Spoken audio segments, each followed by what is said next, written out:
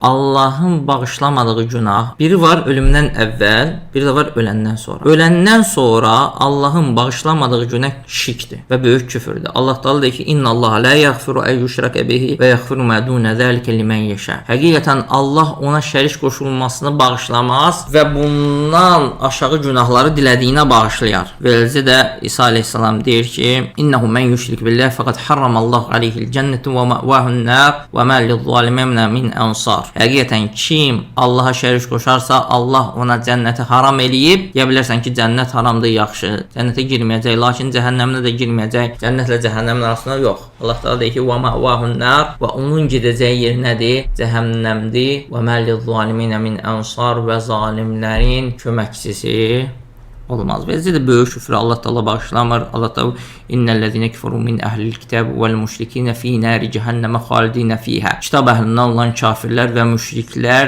cəhənnəmdədirlər və onlar orada əbədi qalacaqlar.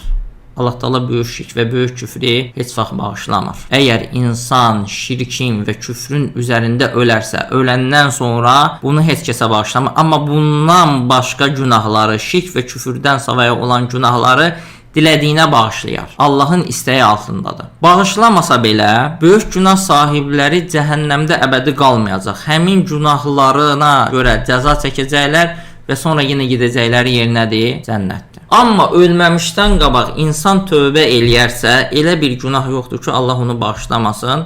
Hətta şirki, küfrü belə Allah Teala bağışlayır. Kim ölməmişdən qabaq tövbə eləyərsə, çünki Allah Teala buyurur ki: "Qul ya ibadiyellezine esrafu ala enfusihim la taqnatu min rahmetillah innallaha yaghfiru'z-zunuba cemi'a."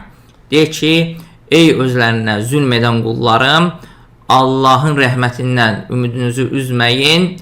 Allah bütün günahları bağışlayır. Bütün günahları bağışlayır nə vaxt? Tövbə edərsə.